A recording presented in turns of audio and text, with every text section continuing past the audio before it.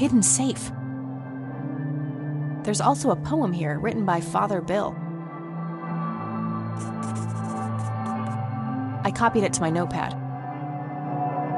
The code to the safe must be hidden somewhere in this poem. Father Bill mentions his wife and children. Maybe there's some connections to his family? I'm sure there's a hidden meaning in this, but I think I'm missing something in order to make sense of it. An electronic safe with a numeric keypad. I could always try guessing. Most people use numbers they can relate to, like important dates to them. 6-digit code. Good to know.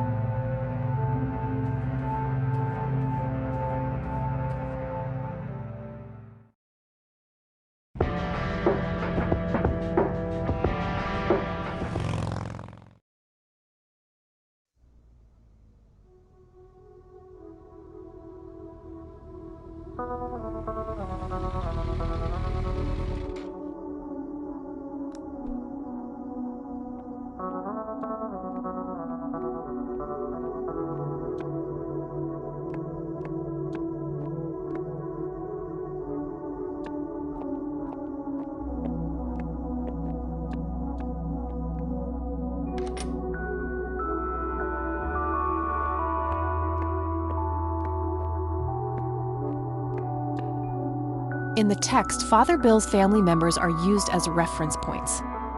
Could he be referring to the physical layout of the graves?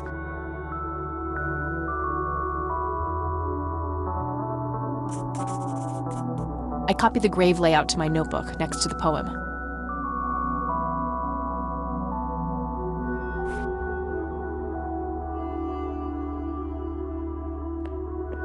Isaac Jeremiah Price, born March 3, 1959. The death date is left blank. That grave is blank, probably reserved for future descendants.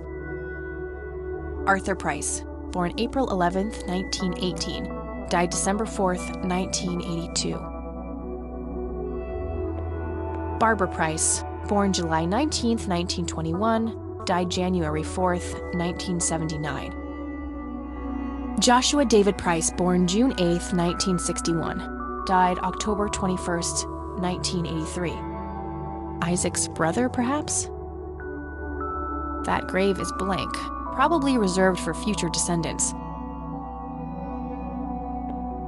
Agatha Price, born November 13, 1899. Died July 17, 1979. William Thomas Price, born February 13, 1931, died September 5, 1983. Father Bill himself. Ernest Edward Price, born December 20th, 1898, died May 8th, 1973. Henrietta Ann Price, born April 22nd, 1933, died May 4th, 1981. Father Bill's wife?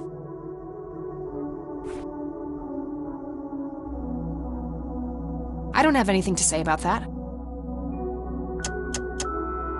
Not now. This information should relate to the poem somehow.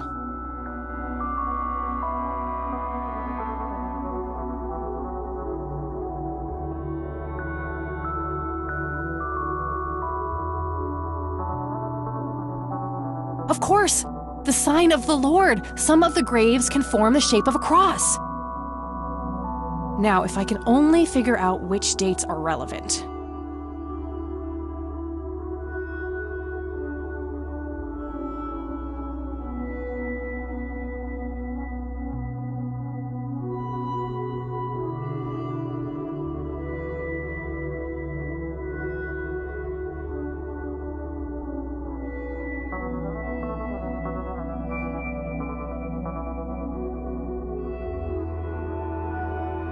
Yes, that must be it. 3 dawns mean 3 births, and they're all adjacent to Father Bill's grave. I'm sure I'm close now. I just have to somehow narrow down these to the correct number of digits.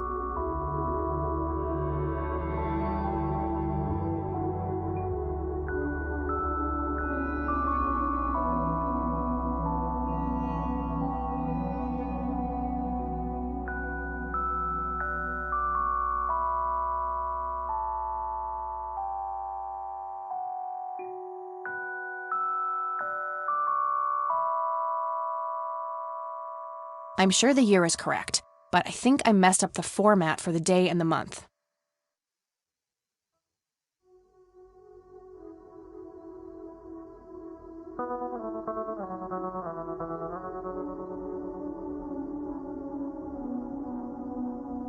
From lasting to brief. Year, month, day. That's gotta be it!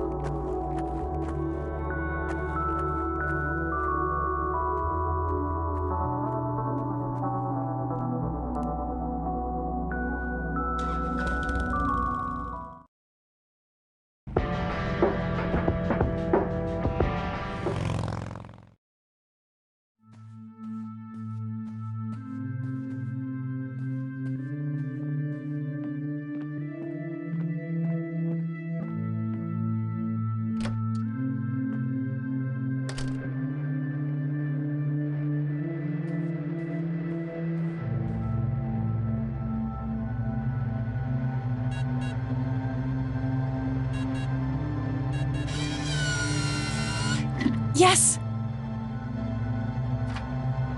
Found a written text and a tape in there.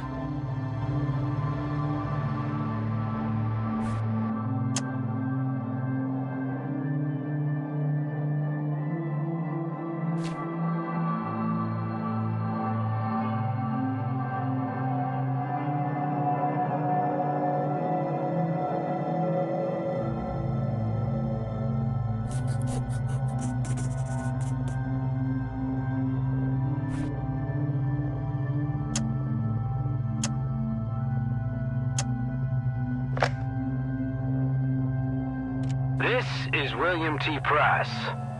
My visions concerning my sons are troubling. I've watched them become corrupted with pride, turning their backs on the very foundations of our faith.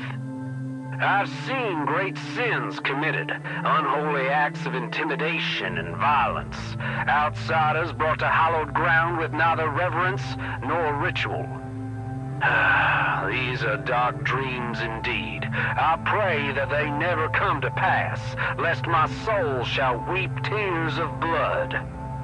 The mending is not only a gift, it is a sacred duty, but it must begin in the heart of a true believer. Someone who yearns for change and possesses the dedication and perseverance to achieve it. We shan't forget that in his infinite wisdom, the Lord chose his angel, the Crimson One with no name, as guardian of the Holy of Holies.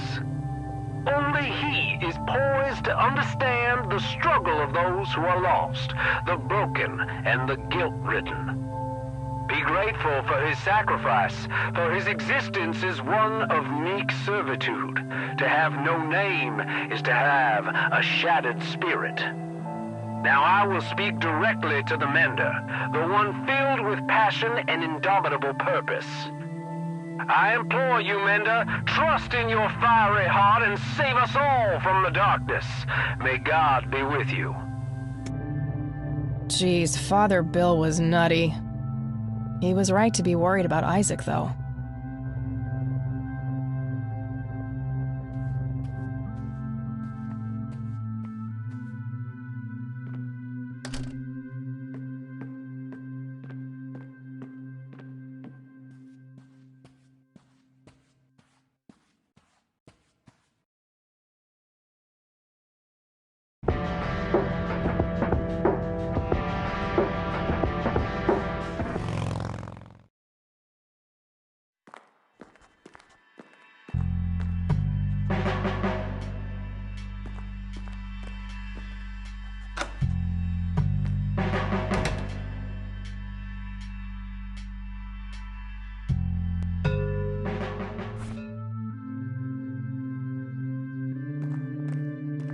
Listen to this, Isaac. This is William T. Price. My visions concerning my sons are troubling. What is this? I've watched them become corrupted with pride, turning their backs on the very foundations of our faith. I've seen great sins committed, unholy acts of intimidation and violence, outsiders brought to hallowed ground with neither reverence nor ritual. These are dark dreams indeed. I pray that they never come to pass, lest my soul shall weep tears of blood. I don't believe it. Father saw all of this coming. God, have I strayed from the faith? It's not too late to redeem yourself, Isaac. I've met the Crimson One. We're on the same side. Preposterous! No one has witnessed that apostate since Father's death. I've been praying for his return for years. I've walked the sacred path. I've been atop of the cliff where the holy lights first graced Father's presence, yet they elude me, and so does the Crimson One. My faith never faltered, but in his absence I have had no choice but to assume the divine work myself. You believe that you are carrying out the work of the Crimson One? Don't think I can't hear that mocking tone of yours. I will speak of this no longer. So Father Bill saw the lights on a cliff. Was he talking about Parowan Peak? Probably worth going there and having a look.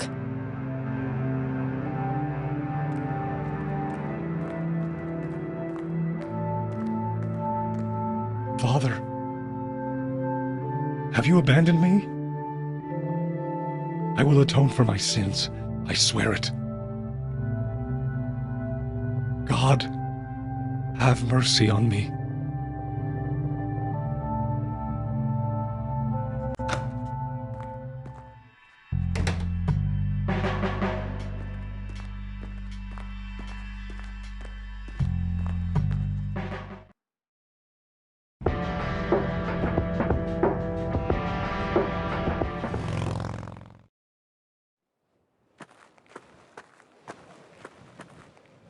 All right, so let's say Jimmy's metal box is concealed somewhere in this area. It's gotta be hidden real well, or somebody would have found it after all these years. I may need some kind of tool to help me search for it.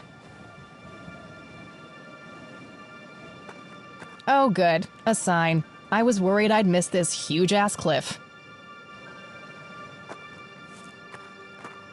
Guess some graffiti artists like to live dangerously.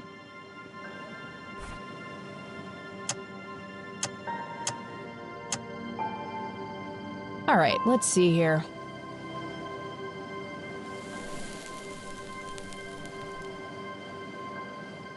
That's better.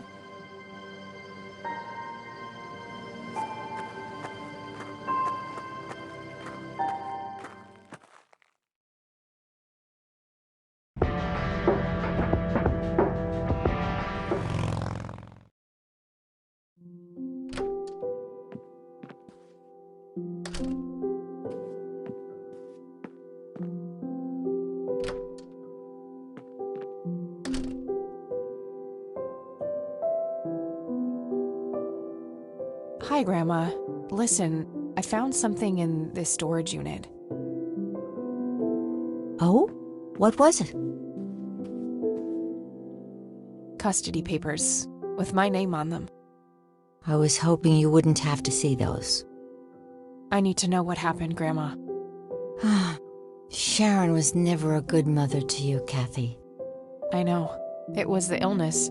She tried her best. It wasn't all bad.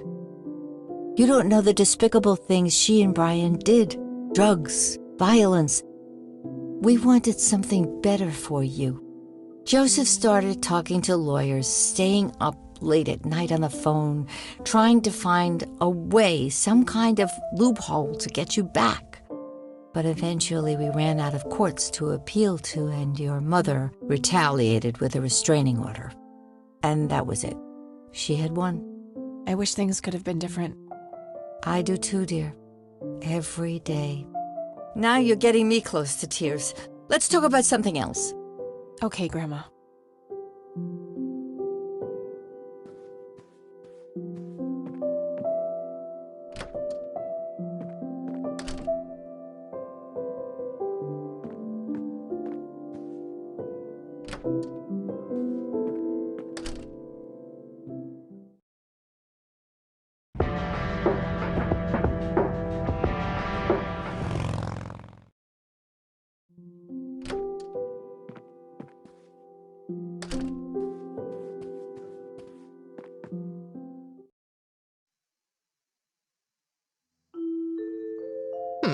Okay. I'll load it on the Catmobile.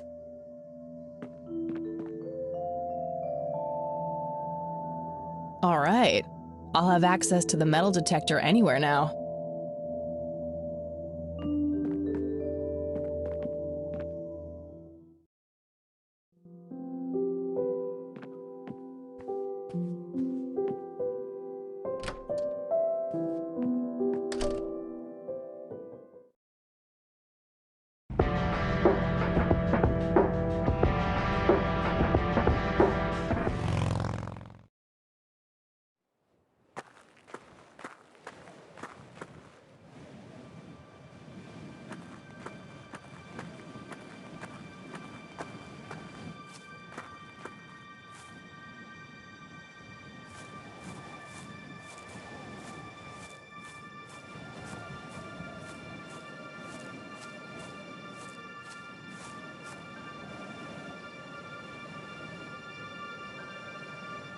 Wow, what a view. So, this is where Father Bill saw the lights. This is where it all began for the church. Not much of interest up here. I guess I'll just mark the point on my map. Wait. It's a triangle. The lights were spelling it out all along. And there's the center. That must be where I'll find answers. It's the island with the treehouse. Looks small from up here. Conwell Woods. I have a feeling I'll be going out there soon. Oh, I remember now. Mom took me here once. I enjoyed watching the town from above like this, feeling separated from it and, well, I guess separated from all the bad things that happened too. I remember this morbid fantasy I had of my dad coming up here and then falling off. I kept scanning the rocks below for a dead body and nearly slipped. Mom gave me a good spanking for that. Conwell Woods.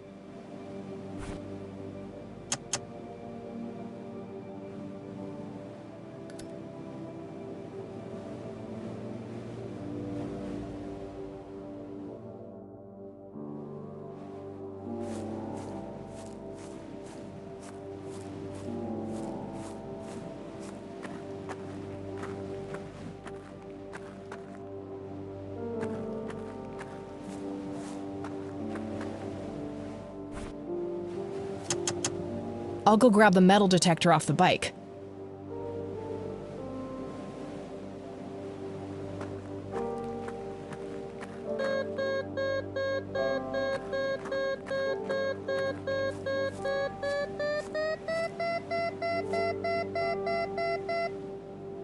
Got something. I'll mark the spot on the ground. I'll go and put this back on the Catmobile.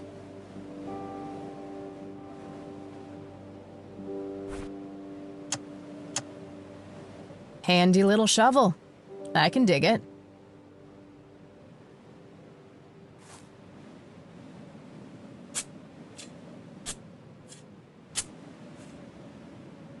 There was a metal box buried here.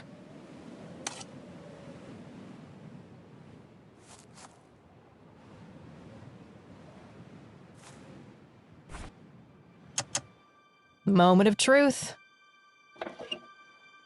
There was a whole bunch of cassette tapes in the box. Most of them are in really rough shape, though. Only 2 of them look even playable.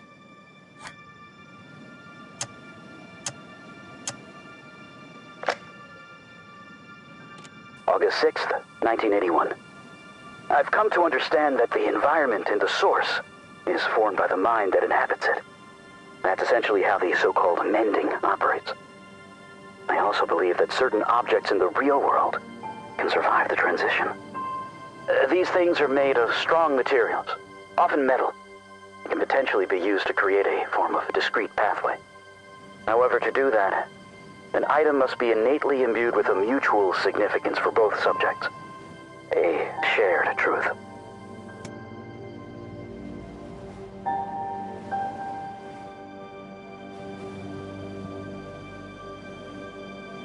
Not now.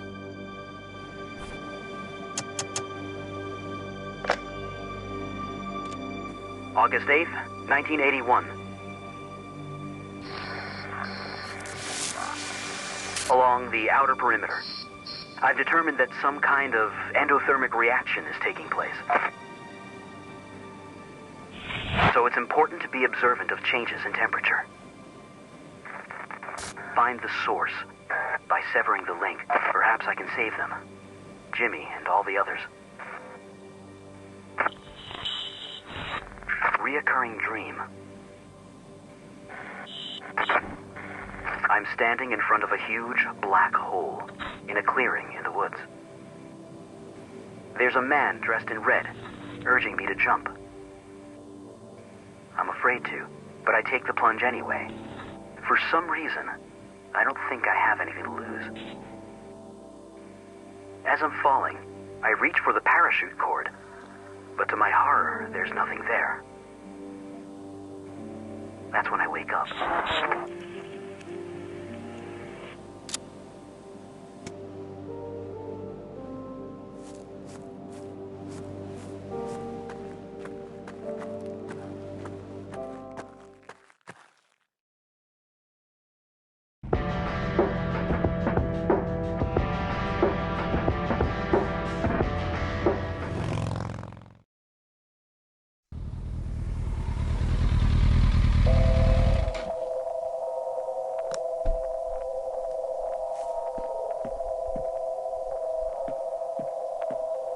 I'll just borrow this for a while.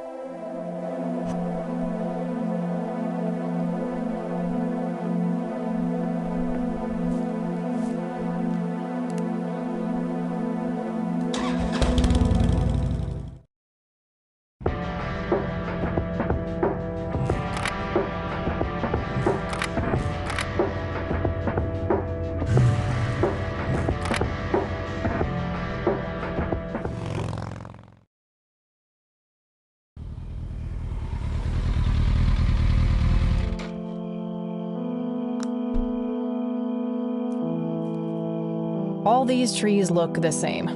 It's hard to find the exact point on the map. I should be fairly close, though.